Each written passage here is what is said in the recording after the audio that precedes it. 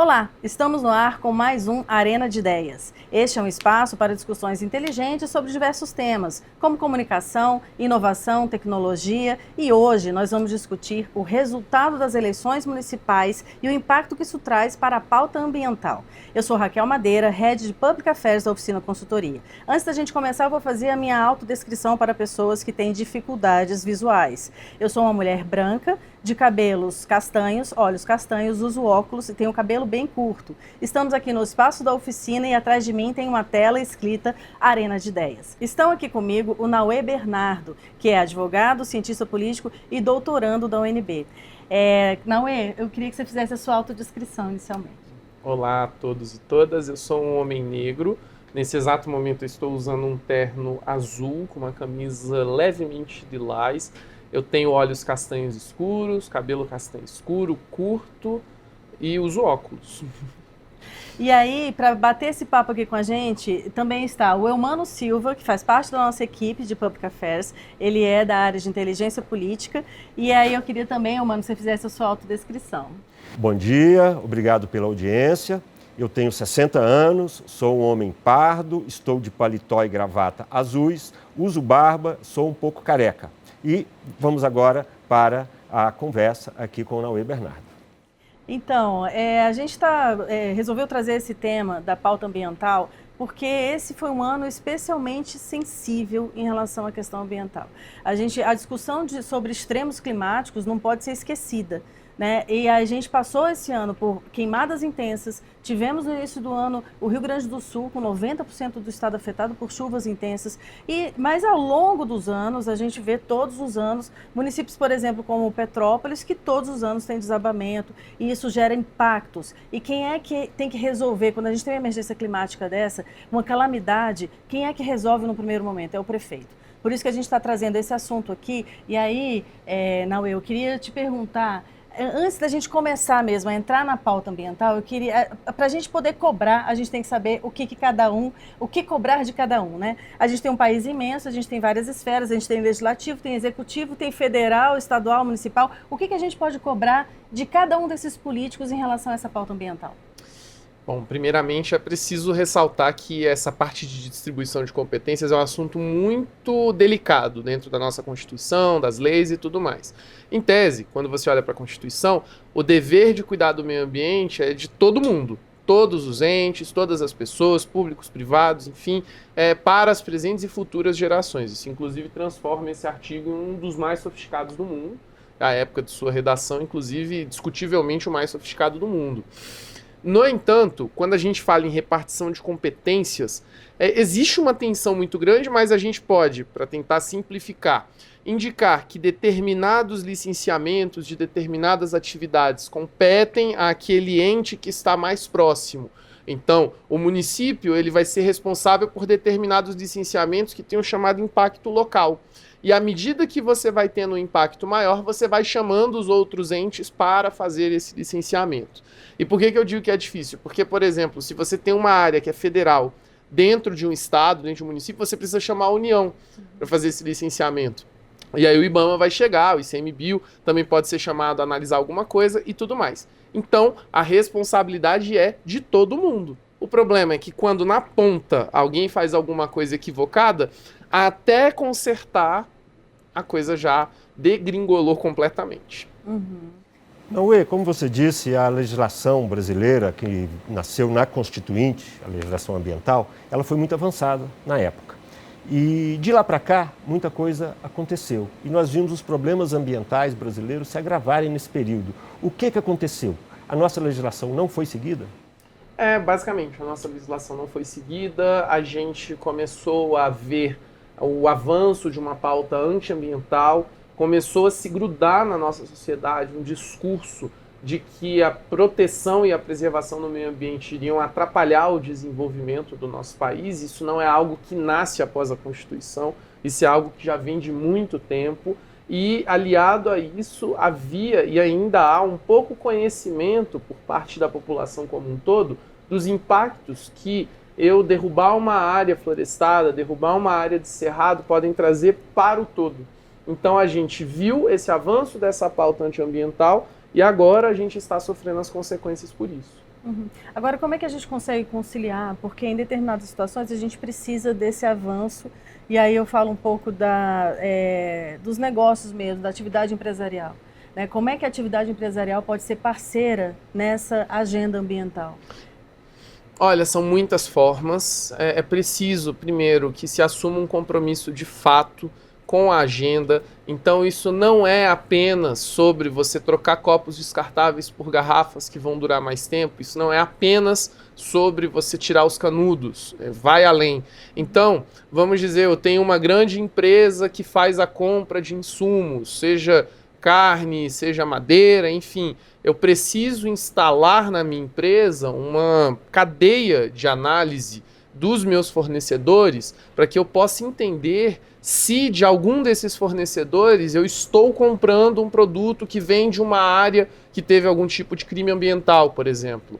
Isso é uma das coisas que podem ser feitas. Se eu tenho uma empresa que tem uma atividade que é altamente poluente, eu preciso investir em formas de fazer com que essa atividade seja menos poluente ou que eu possa de alguma forma mitigar os impactos dessa poluição. E daí para frente. Então, isso envolve compromissos por parte desses agentes privados que certamente, pelo menos em um primeiro momento, vão custar alguma coisa, mas que lá na frente podem trazer para esses agentes privados uma visão de que estão efetivamente colaborando com a população. E é claro, a gente precisa impedir o chamado greenwashing. Então, não adianta eu dizer que sou verde apenas para fazer com que o consumidor compre os meus produtos. Eu tenho que, de fato, praticar aquilo que eu prego. Até porque a legislação de consumo veda esse tipo de prática. E isso vai gerar discussões judiciais adiante. Inclusive, quando a gente volta um pouco para essa agenda ambiental, para a agenda eleitoral, aliás, o termo ESG foi um termo que surgiu muito, que tomou muita projeção nas eleições presidenciais, né? E aí a gente tem que pensar mesmo nessa questão do greenwashing e como é que o poder público está atuando junto com o empresariado, porque a gente tem as emergências climáticas todas. Já chegaram, não dá mais para a gente fingir que não está acontecendo, né? A gente está sentindo na pele. Aqui em Brasília a gente está com mais de 160 dias sem chover, né? A gente teve queimadas que atingiram 60% do país. Então são coisas que a gente precisa olhar e olhar com muita atenção. E aí os nossos gestores públicos tem que ser parceiros, né? Você falou um pouco aí de IBAMA, de fiscalização, a gente tem fiscalização, a gente tem políticos, e aí como é que a gente caminha, como é que a gente avalia? Eu queria te perguntar, em relação mais especificadamente agora às eleições municipais, qual é a sua avaliação em relação a esse resultado das eleições? Isso vai impactar positivo ou negativamente na pauta ambiental? Antes de tudo, eu vou pedir licença para fazer um alerta para quem está nos vendo e quem está nos ouvindo. Cuidado com políticas de ESG que falam apenas de pauta climática ou coisa do gênero. Desconfie. ESG são 3 letras. Então você tem uma parte social e você tem uma parte de governança. Então desconfie quando a empresa focar muito só em uma das coisas. Tem alguma coisa ali que talvez não esteja pegando muito bem. E voltando para a pergunta, a gente precisa analisar primeiro coisas básicas. Então, como que essas pessoas que hoje vão assumir cargos ou podem vir a assumir após o segundo turno, irão efetivamente se comportar em relação ao aparelhamento dos seus órgãos ambientais? Isso é uma coisa que é muito pouco falada. E aqui eu digo, Raquel, não basta que a gente dê dinheiro efetivamente para o órgão ambiental. É preciso que a gente dê condições para que esse órgão ambiental execute essa verba. Essa verba vai em fiscalização, essa verba vai em medidas de prevenção e daí para frente. Em combate, muitas vezes, a problemas que são provocados por atividade humana ou mesmo por desastres naturais e daí para frente. Então, a gente precisa analisar isso. E o que se vê, no geral, é que isso é muito pouco falado. Não adianta eu dizer que vou ter uma pauta bastante verde, voltada para a proteção e para a preservação do meio ambiente, se os órgãos responsáveis por fazer esse tipo de atuação não têm empoderamento suficiente para isso, não estão aparelhados o suficiente para isso. E, infelizmente, é o que a gente vê Brasil afora. A gente vê um estado de desmonte das secretarias de meio ambiente, tanto as municipais quanto as estaduais, e isso é um problema muito grave, porque acaba que, como a gente viu nos incêndios, você tem pouca capacidade de reação, porque você não teve como prevenir anteriormente. Então, esse é um dos maiores exemplos. Então, no geral, a gente não vê uma mudança substantiva nesse discurso. E isso é muito preocupante. E aí, Eumano, eu queria te perguntar, a gente fez aqui na oficina uma série de painéis das eleições. E aí, eu queria te perguntar, Eumano, de todos os dados que a gente coletou, como é que você avalia essa questão ambiental em relação à pauta eleitoral? Olha, o que nós vimos é que apesar das tragédias no Rio Grande do Sul, a tragédia dos incêndios, a pauta ambiental ela foi falada, mas a influência dela real na eleição para os prefeitos, ela foi muito pequena. Eu vou dar aqui alguns números. Temos 2 partidos no Brasil que são focados especialmente em meio ambiente e em sustentabilidade, que são o Partido Verde e a Rede Sustentabilidade. O Partido Verde, que em 2016 elegeu 101 prefeitos, em 2020 elegeu 46 e agora 14. Então diminuiu de 101 para 14 em 8 anos. A Rede Sustentabilidade, que participou das últimas 3 eleições, ela elegeu 6, 5 e 4.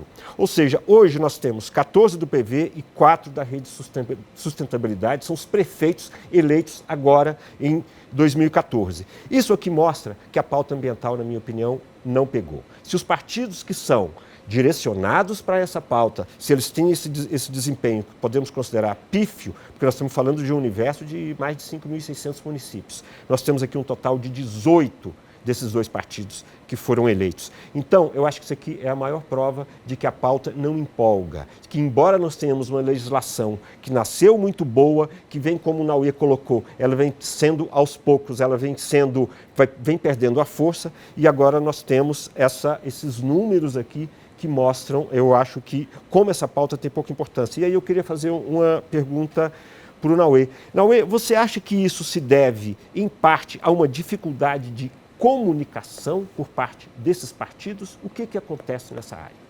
Olha, com certeza a comunicação. Para alguma coisa pegar, para alguma coisa furar a bolha, a gente precisa comunicar de forma correta, certeira e que consiga captar a atenção do eleitor médio, da pessoa média.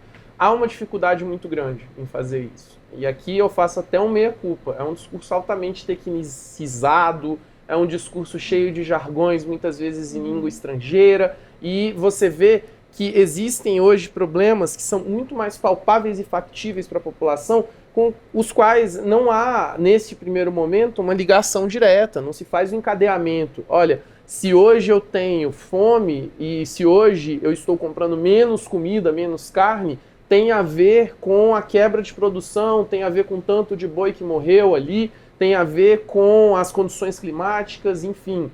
Não há esse encadeamento de forma adequada ainda, se está trabalhando para isso, é claro, é uma mudança que leva tempo, mas a pauta não pega, porque há essa dificuldade de comunicação, enquanto os agentes antiambientais, eles têm uma facilidade de colocar a questão ambiental como algo de pessoas chatas, como algo que vai atrapalhar a sua vida, como algo que não vai te trazer nenhum crescimento, como algo que, pelo contrário, impede que você cresça, e daí para frente. Então, é preciso que se organize uma contranarrativa. Isso está sendo feito, mas ainda não está chegando onde precisa efetivamente chegar. Então, sim, há uma dificuldade de comunicação provocada por diversos fatores. E aí a gente pensa também, né, que tem determinadas ações, por exemplo, moradia, ação de moradia, planejamento de saneamento básico, tudo isso tem a ver com o meio ambiente, né? Claro, e aquela coisa também, né? Vamos lá. Existem pessoas que estão em uma situação tão precária que, assim, se eu digo para ela, olha, em 10 anos sua situação vai piorar muito, é capaz delas dizerem, peraí, então você está dizendo que eu vou ficar 10 anos nessa situação aqui, onde é que eu assino? Pelo medo de a coisa piorar exponencialmente já amanhã. Então, a gente tem no Brasil, que é um país altamente vulnerável, mais para frente na conversa a gente fala mais sobre isso, essa dificuldade, porque nós temos problemas muito palpáveis, nós somos um país pobre. A gente precisa encarar essa realidade. Nós somos um país pobre com problemas que não são os mesmos problemas da Suécia, ou do Reino Unido, ou dos Estados Unidos. A gente precisa encarar isso e cada vez mais, e eu vejo os ambientalistas como um todo fazendo esse esforço, cada vez mais encadear as questões e mostrar que existe um impacto no seu dia a dia. Que existe um impacto que vai chegar em você e que não há muita dificuldade por parte de nós, pessoas, para que a gente adote políticas mais ambientalistas, políticas mais coerentes com o estado que nós vivemos hoje, e que o Estado consiga ir adiante com isso, porque não vai representar prejuízo. A gente precisa comunicar isso de forma mais adequada e a gente vem tentando, né? Sim, e aí, na verdade, já chegou, né? Esse foi um ano que praticamente o Brasil todo teve dificuldade de respirar por conta das queimadas, né? E aí eu queria pular um pouco, eu falei de queimada, falar um pouco de enchente aqui e lembrar do Rio Grande do Sul. Eu queria perguntar para os dois, qual é a avaliação de vocês? Porque o Rio Grande do Sul, a gente ficou, 90% do estado foi atingido, e aí na capital a gente teve o atual prefeito, que passou por todo esse processo, que foi muito criticado naquele momento, praticamente ganhando no primeiro turno. Por muito pouco ele não ganhou no primeiro turno, né? Qual é a avaliação de vocês em relação a isso? Assim, a população sentiu ali na pele. Claro que era uma emergência climática, né? Mas muitas coisas houve muitas críticas, e essas críticas foram esquecidas no processo eleitoral? Você quer falar primeiro? Eu posso falar. Eu acho, Raquel, o que aconteceu no Rio Grande do Sul, um pouco você tem lá uma polarização. Ela é nítida, embora o Sebastião Melo, que seja um prefeito do MDB, não seja de um dos partidos mais na direita, no espectro, ele é apoiado pela direita e há no Estado ainda um desgaste remanescente do PT. O PT governou o Estado por 2 vezes, teve a prefeitura durante alguns mandatos, mas já já tem uns 20 anos, mais ou menos, que o PT já não tem mais a prefeitura de Porto Alegre. E essa polarização, ela permaneceu nessa eleição. Eu lembro que durante a campanha, durante o trabalho que a gente fez, eu cheguei a perguntar para pessoas no Rio Grande do Sul sobre a pauta ambiental por causa das enchentes, se estava sendo dada uma importância maior, e a pessoa me falou, olha, aumentou um pouco sim a importância, mas prevalece ainda a polarização. Então, em parte, eu acho que a polarização prevaleceu no Rio Grande do Sul, não sei se o Naue tem essa mesma impressão.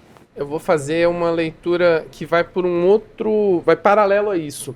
Ainda se associa esse tipo de desastre a uma coisa puramente da natureza e que podia ter acontecido com qualquer um e que não havia o que fazer diante desse desastre. Essa última premissa é falsa. Nós estamos discutindo e precisamos discutir cada vez mais as chamadas políticas de adaptação. O Brasil é um país vulnerável. Isso significa que o país está tendente a sofrer de forma mais extrema os impactos das mudanças climáticas. O Rio Grande do Sul foi um exemplo nefasto disso. Em 2016, um jornalista chamado Cláudio Ângelo escreveu um livro chamado A Espiral da Morte. Esse livro é maravilhoso, inclusive, ganhou Jabuti, enfim. Esse é um livro de cabeceira meu. E lendo este livro, eu vi que ele faz uma previsão sobre como a mudança climática ia afetar as condições atmosféricas e que tipo de bloqueios nós íamos ter. E ele alerta, olha, vai ter seca mais ao norte e você vai ter chuva excessiva mais ao sul. Então, já é sabido há muito tempo que isso poderia acontecer. E que deveria ter feito não apenas o atual governante, mas todos os governantes anteriores. Olha, não tenho certeza se isso vai acontecer. Então, na dúvida, vamos investir aqui para que isso não aconteça. Porque é melhor que a população pense que eu fiz uma obra que é, entre muitas aspas, inútil, do que eu passar por uma situação do Guaíba invadir a cidade, que foi o que acabou acontecendo. Então, há essa visão falaciosa de que não havia o que ser feito, mas havia o que ser feito. E ainda há dificuldade de conectar as duas coisas. Então se associa muito, tadinho, foi um desastre, não tem como responsabilizá-lo por isso. Enquanto não se identificar que o agente político ele precisa ser responsabilizado pela falha nas políticas públicas que cuidam desse tipo de assunto, a gente não vai ter uma mudança efetiva. E é necessário que a população enderece isso, e para isso é preciso que a população se informe, e aí entra, né, o papel de comunicadores e etc. E aí quando você fala isso, a gente lembra que foi a primeira pergunta que eu te fiz, o que cobrar de quem? Né? Como fazer, como comunicação fazer a própria população se interessar e correr atrás e cobrar dos seus governantes políticas públicas mais efetivas? Olha, você precisa fazer algo que é incômodo e que eu não vejo político nenhum fazendo, que é chamar responsabilidade. É dizer, olha, nós temos essa situação, então primeiro eu preciso aceitar que existe uma situação de crise e que, infelizmente, a maior parte da nossa classe política se recusa a aceitar essa situação, pode até acreditar que existe, mas se recusa a comunicar em público, então é preciso chamar essa responsabilidade. É preciso, voltamos, aparelhar os órgãos ambientais para que se possa impedir malfeitos e para que se possa autuar e punir esses malfeitos. É preciso que o Poder Judiciário e o Ministério Público também se conscientizem para que, quando esses malfeitos cheguem ao Judiciário, eles cheguem adequadamente instruídos e possam ser julgados num tempo razoável para que você tenha uma punição efetiva a esses agentes. E é preciso, principalmente, que a gente abra mão desse discurso antiambiental que ganhou muita força nos últimos anos. Então não é uma coisa fácil, mas é uma coisa possível. Eumano, você acha que o discurso antiambiental foi refletido aí no resultado dessas eleições? Eu acho que sim. Eu acho que ele é um discurso fácil, um pouco falando do que o Naue falou. É um discurso que as pessoas se apegam ali a aspectos muito, muito pequenos. Se a pessoa, olha, se você não derrubar esse mato, você não vai produzir. Então derruba-se o mato para produzir. São coisas muito primárias, eu acho, que acabam prevalecendo nesse discurso. E aí eu queria passar uma pergunta, Naue. Nós estamos vivendo no momento, tanto o Congresso Nacional quanto o governo federal trabalham numa pauta de transição energética. Nesses aspectos nós temos o hidrogênio verde, nós temos o mercado regulado de carbono, e às vezes fica a impressão de que essa transição, na verdade, ela está agregando novos elementos, agregando novas tecnologias, mas que não está se deixando de consumir o combustível fóssil, não se está se deixando de investir no combustível fóssil. Você acha que a transição energética está indo por um bom caminho? Não, de forma alguma. Não adianta a gente falar em transição energética, não adianta a gente querer dizer que o Brasil vai se colocar como um líder da pauta climática, um líder da pauta ambiental, e você querer furar a foz do Amazonas para explorar petróleo. Não adianta, isso não tem como. Não combina, você né? não pode ser um petroestado, um grande petroestado, membro da OPEP+, e um líder climático. Não dá. Você tem que escolher um dos dois. Não adianta eu falar em transição energética e pedir para que isso seja discutido a partir de 2050. Então nós não estamos fazendo um trabalho adequado nesse ponto. Isso é uma das muitas inconsistências do nosso país. É uma das muitas contradições.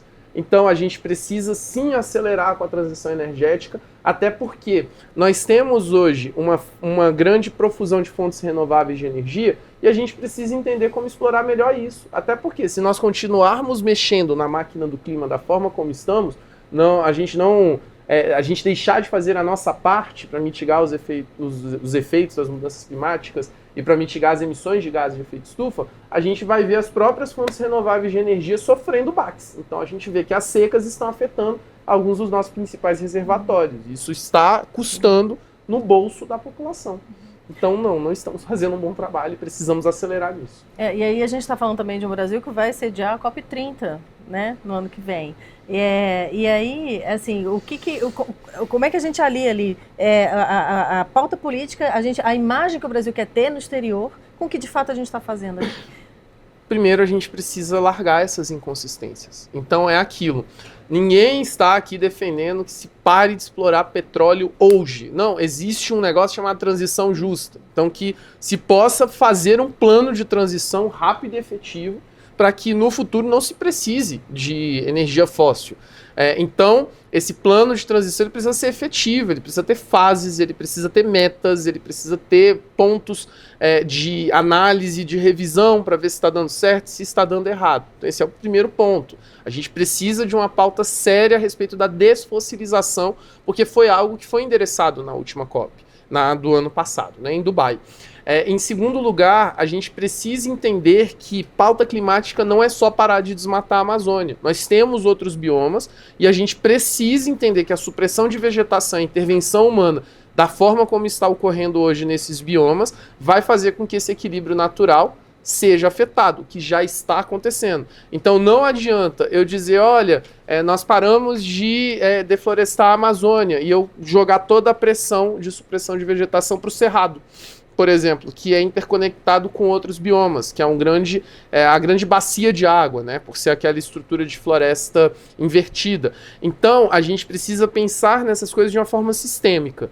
Aqui eu vou fazer um aceno, né? Só para não dizer que a gente só puxa a orelha, pelo menos há esse pensamento de que a pauta climática precisa ser transversalizada. Então a gente precisa falar disso olhando para todos os NACOs e todos os ministérios. Mas a gente precisa fazer mais. Então não adianta o Brasil, novamente, querer se colocar como líder climático, sediar a COP e não trazer exemplos para o mundo. E dizer, olha, esse é o caminho.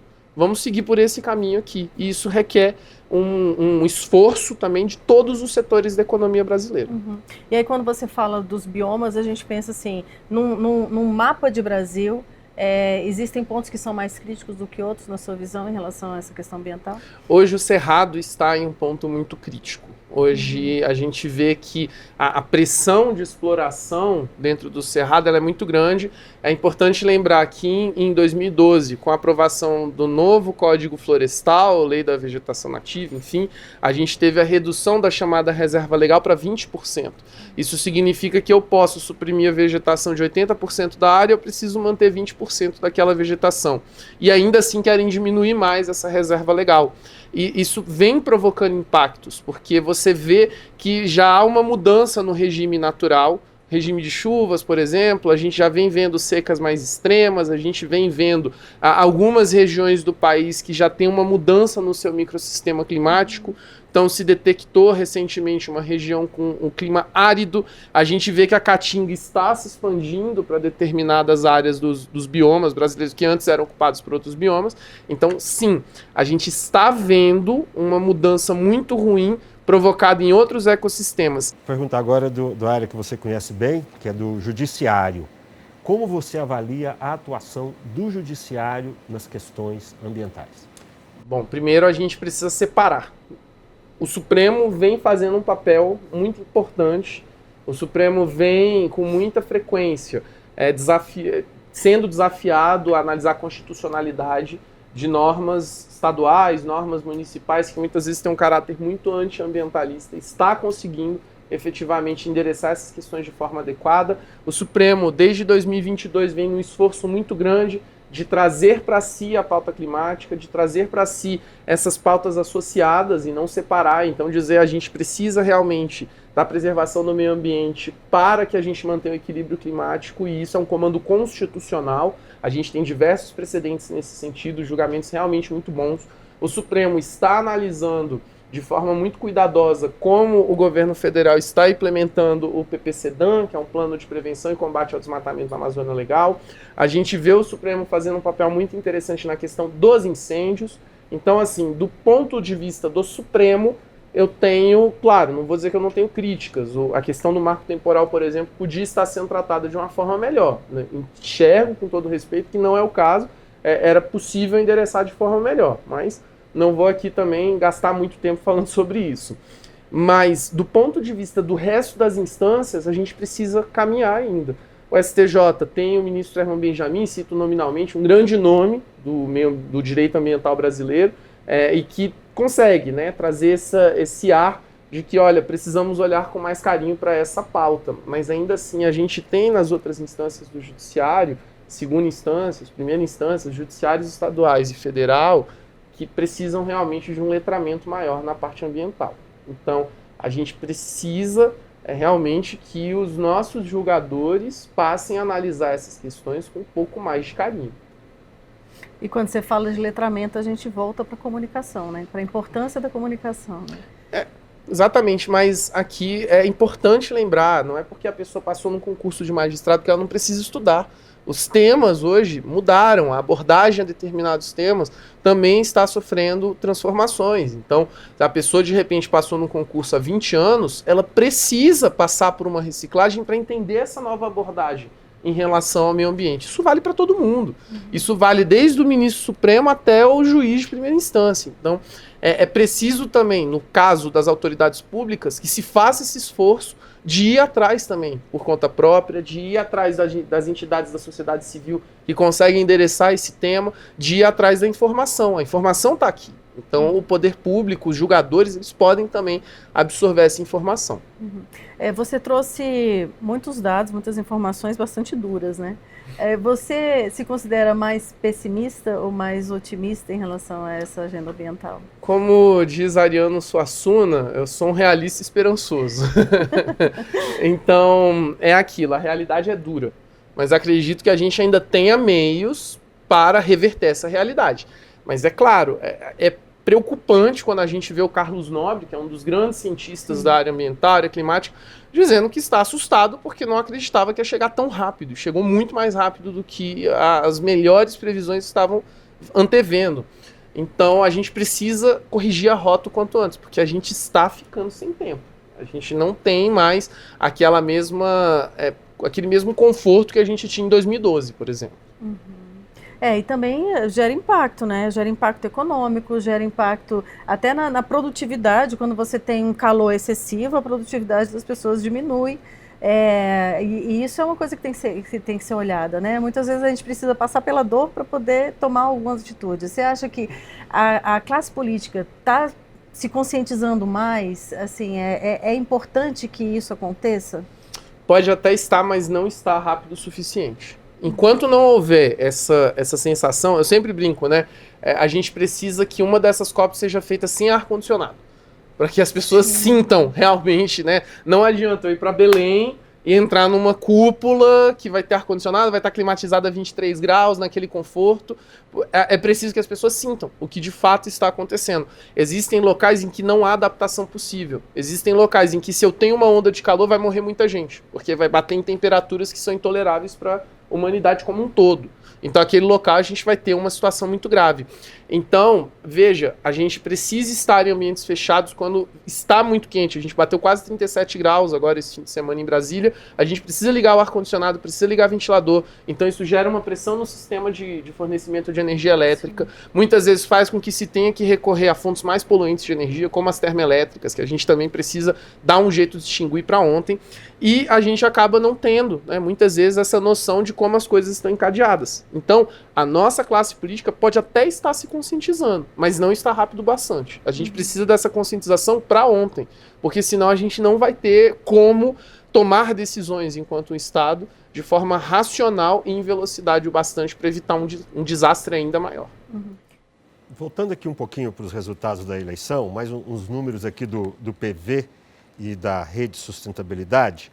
Em Belém, que é a cidade que vai sediar a COP no ano que vem, a Rede Sustentabilidade elegeu um vereador e o PV elegeu um vereador. O Amazonas, estado vizinho, Manaus, na capital do estado vizinho, o PV elegeu um vereador. Ou seja, nesses estados, a pauta ambiental também, ela prioritariamente, esses partidos que priorizam essa pauta também não conseguiram vender a sua mensagem. E aí, falando especificamente de Belém, que é um estado com tradição em devastação da floresta, garimpos, é um estado que leva grandes choques ambientais. Qual a sua expectativa para a COP o ano que vem em Belém? Primeiro, é preciso que a política pública demonstre e entregue um resultado que faça com que a pessoa sinta que aquela floresta em pé vale muito mais para ela do que a floresta derrubada. Não adianta eu discutir questão ambiental, questão climática desassociada da pauta social. Não adianta. Enquanto eu continuar com isso, eu vou continuar tomando sucessivos tabefes da realidade, porque a realidade é um muro intransponível, como diz o meu guru Criomar de Souza. Então, hoje a realidade, país extremamente pobre, pessoas precisam de trabalho, pessoas precisam de renda. Chega uma pessoa e te oferece um salário. Ali, olha, eu vou te dar um salário para você fazer aquela atividade ali, e muitas vezes essa atividade envolve uma exploração até irregular daqueles recursos naturais. Aí você pensa, olha para sua geladeira vazia, conta de luz atrasada, criança com fome, o que você vai fazer? Você vai lá. Então, enquanto a gente não resolver a questão social, a gente não vai conseguir endereçar essa questão de fato. Então, esses discursos, eles precisam aderir à realidade. Então, talvez esteja faltando, e aqui eu não posso fazer uma análise voltada especificamente para esses parlamentares, com essa pauta desses partidos, porque eu não pude analisar com muito cuidado, com muito carinho, o que estavam dizendo, mas a gente precisa talvez fazer essa reflexão. Então, qual é a expectativa? A expectativa é que enquanto nós não tenhamos o endereçamento dessa pauta de forma transversalizada, pegando o social, a gente vai ver uma aceleração desse estado de destruição. Porque o que fica a impressão é que, novamente, o discurso vencedor é aquele que prega que o meio ambiente, a proteção e a preservação do meio ambiente são entraves ao desenvolvimento do país, são entraves ao emprego, são entraves à renda. Ou seja, faz a conexão. Se você apoiar esse tipo de pauta, você vai empobrecer. Quem quer empobrecer? E aí eu queria perguntar para você em relação a alguns setores da economia. Por exemplo, o setor minerário, ele tem feito um esforço de buscar um desenvolvimento menos danoso ao ambiente, né? Como é que você avalia isso? Olha, a gente precisa analisar com bastante calma, porque a mineração é uma das atividades que mais impactam o meio ambiente, né? Uma área em que tem uma atividade de mineração, ela fica destruída, não tem muito o que fazer após aquilo, tem um rejeito tóxico e etc. Então, a gente precisa olhar com muito cuidado esses esforços e ver quais são os resultados que eles vão trazer mais adiante. Agora, é claro, se um setor tão importante da economia, um setor chave, inclusive, em um setor que acaba despertando maiores debates a respeito da transição energética, inclusive, sim, coisa que não cabe aqui, mas né, são pulgas que a gente precisa colocar atrás da orelha de todo mundo, os veículos elétricos, por exemplo, está se propondo a trazer consigo medidas que vão efetivamente diminuir o seu impacto, a gente tem que receber. E tem que, até onde nos cabe, entender como colaborar com isso. Agora, é claro, cuidado com o greenwashing. A gente tem que ter esse cuidado com o greenwashing, a gente tem que entender quais são as repercussões sociais dessas medidas, se elas estão efetivamente mitigando os impactos de um jeito transversalizado, se as populações ao redor não estão passando por situações de dificuldade provocadas por essas atividades. A gente precisa entender a cadeia de resíduos sólidos, porque, né, eu falei que não ia dizer muito, mas já colocando para onde vão as baterias dos carros elétricos? Quem é responsável por isso? A gente precisa interessar isso. Então, todas essas questões e muitas outras precisam ser respondidas dentro desse esforço. Não só do setor de mineração, mas de todos os setores que estão efetivamente preocupados e que estão demonstrando preocupação com a pauta ambiental. No início do nosso programa aqui, o Eumano até lembrou a questão da legislação, né? A gente tem legislações que são positivas, que são boas, tem legislações que passam muitos anos sendo discutidas no Congresso até chegar a um ponto de maturação suficiente para que entrem em vigor. E aí o que falta? A aplicação, de fato, das legislações? Se a gente cumprisse a regra, por exemplo, de queima prescrita, porque existem regras a respeito da utilização de fogo em propriedades privadas. Existe um processo de licenciamento específico, tá na lei. Se a gente seguisse essa regra, por exemplo, que talvez, como diz a Sueli Araújo, seja a regra mais descumprida do país, a gente já veria uma mudança. Se a gente seguisse e aplicasse as normas referentes a infrações ambientais, a gente já veria uma mudança. Se a gente visse um índice maior de condenações a grandes agentes por crimes ambientais, a gente já veria uma mudança. Então, também é aquilo, não adianta a gente ter a lei mais sofisticada do planeta Terra. Se a gente não aplica essa lei, se a gente não faz o chamado enforcement dessa lei, não adianta. Não tem o que fazer. A legislação fica simbólica, porque o estado de coisas não muda em relação a isso. Nós estamos colocando alguns aspectos negativos aí sobre o cumprimento da pauta ambiental. Queria inverter um pouquinho. Onde está funcionando bem a pauta ambiental? Onde é que se vê algum tipo de evolução, de melhora nesse aspecto? A gente vê o estado do Mato Grosso do Sul, por exemplo, que ano passado aprovou uma legislação de proteção ao Pantanal. Não vou aqui dizer que se trata de uma legislação perfeita, mas foi o esforço para o cenário, então foi o possível para o cenário que se desenhava naquele momento. Então, aqui deixo essa observação. A gente vê que no governo federal há efetivamente um esforço para que se enderece a pauta ambiental, a gente vê um grande esforço do Ministério do Meio Ambiente, a gente vê um grande esforço da Advocacia Geral da União, que está efetivamente indo atrás de infratores ambientais, começa a cobrar o chamado dano climático. Então, quem sabe, à medida que sentenças nesse sentido forem sendo confirmadas e infratores forem sentindo no bolso também o tamanho do problema, o tamanho do estrago que eles provocaram, a gente veja um freio nisso. A gente vê também que há um esforço na redução do desmatamento na Amazônia. Esse esforço vem sendo feito, principalmente pelo Poder Executivo Federal, e até o momento vem apresentando resultados, apesar de que, infelizmente, ano que vem não vai ter muito o que desmatar pelo tamanho dos incêndios que a gente viu hoje. Então não vai ter muito, né? Não vai ter muito o que fazer de negativo diante do tamanho da destruição que a gente viu nesse momento.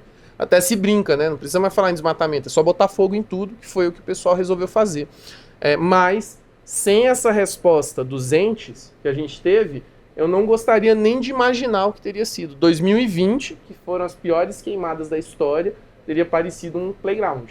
Então, sim, a gente vê um esforço do governo, de alguns governos, para tentar resolver e endereçar melhor as situações. A gente começou o programa falando sobre eleições municipais e meio ambiente, né? E aí, a gente quando a gente fala eleição, é um processo que nunca acaba, né? Se tem eleição municipal, já está pensando na eleição presidencial, já está pensando na eleição seguinte. Então, assim, porque é isso que movimenta, né? Essa pauta, você acha que vai pegar? O Eumano chegou a falar aí dos dados que a gente levantou, que, pelo seu entendimento, a pauta ambiental não pegou, né? Você acha que para a eleição de 2026, a pauta ambiental vai pegar? Não. Mesmo tendo COP no meio do caminho. Não vai pegar. Não acredito que pegue. O estado que a gente vive na política brasileira ainda é um estado de uma racionalidade irracional. A gente vê o manejo e o uso de determinadas pautas para ganhar clique nas redes sociais e depois para tentar converter esses cliques em votos. A gente vê um estado, um histrionismo, por assim dizer, de uma parte muito relevante do nosso setor político, dos nossos tomadores de decisão. É uma forma de fazer política muito voltada para a gritaria, para as redes sociais, para a cadeirada, para o embate horrível. Então, diante desse cenário que nós temos, eu particularmente sou muito desesperançoso de um intervalo tão curto de tempo, a gente vê um avanço social nessa pauta, a ponto de provocar resultados visíveis e efetivos nas eleições. Ainda não consigo visualizar isso. É claro, estamos sujeitos a novos desastres, a novas secas, a novos incêndios, a novas superchuvas. Então é ver como que tudo isso vai incidir no dia a dia da população, mas particularmente não vejo no intervalo tão curto de tempo a gente tendo esse impacto todo. Bom, estamos chegando ao término do nosso programa e eu queria perguntar se, Eumano, você quer fazer ainda alguma consideração final? A minha consideração final é em relação a esse perfil, né, todo dos prefeitos que foram eleitos, que é o pano de fundo aqui da nossa conversa com o Naue. A impressão que a gente fica, e voltando um pouquinho àquela questão que eu falei no início da Constituinte, é que o discurso vem sendo desidratado ano a ano, discurso ambiental, nem mesmo as grandes tragédias mudam a cabeça das pessoas e, na linha do que o Naue falou, a expectativa termina sendo muito ruim, porque você não vê dentro da sociedade, você não vê essa preocupação. E eu ia te perguntar, passar uma rápida pergunta. A sociedade, que setores da sociedade você acha que tem mais influência positiva nessa questão ambiental? A sociedade civil, sem dúvidas. A sociedade civil organizada, o terceiro setor socioambiental, tem se esforçado muito, tem feito um esforço hercúleo para levar isso adiante, para levar essas informações adiante. É um esforço organizado, é um esforço que envolve uma rede de organizações. Então, eu até cito nominalmente o Observatório do Clima, que vem fazendo um trabalho maravilhoso nesse sentido. É um dos grandes agentes porque se organiza e atua em rede. Então, são mais de 100 entidades que estão ali contribuindo com essa construção. É muita gente que vem tentando fazer algo positivo nessa pauta. E vejo também a academia tentando fazer algo nesse sentido. Agora, até como pessoa que é pesquisadora, que tem uma trajetória acadêmica, eu sempre faço essa autocrítica. A academia precisa sair do seu emparedamento autoprovocado, né? Precisa voltar para a sociedade, se voltar para a sociedade e se abrir novamente para a sociedade, para que os dados produzidos, que são riquíssimos, são maravilhosos, para que as conclusões às quais se chega por meio de pesquisas que são cientificamente aptas consigam alcançar a população, consigam incidir na realidade. Então são os dois setores que vêm contribuindo.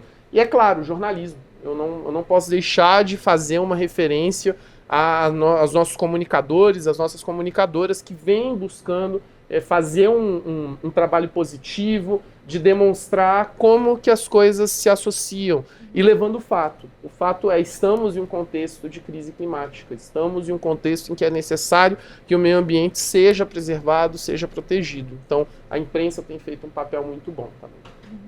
Eu gostaria de agradecer, muito obrigada, Naue, por todos esses insights, as suas informações. Obrigada, Eumano. E a você que ficou com a gente até aqui, muito obrigada pela sua audiência. Se você gostou do programa, dá o seu like e compartilha para que mais pessoas tenham acesso ao nosso Arena de Ideias. Muito obrigada e até a próxima. Estamos em constante evolução. Um mundo repleto de transformações que impactam pessoas, organizações e meio ambiente. Nosso país também passa por profundas mudanças. As pautas urgentes da sociedade precisarão ser aceleradas pelos setores público e privado para a promoção da transformação social e do desenvolvimento sustentável. Nunca foi tão importante conectar o poder público, as empresas, as pessoas e o planeta de forma genuína. Por isso, evoluímos nosso modelo de negócios para sermos a parceira estratégica para criar reputação e relacionamento com histórias e causas que transformam o país. Estamos preparados para os desafios do novo Brasil, com um time integrado de consultores e especialistas, metodologias proprietárias e conhecimento singular em comunicação estratégica e nos 3 poderes. Acreditamos que o futuro se cria a partir de conversas, conexões e da construção de confiança. Oficina. Reputação para transformar.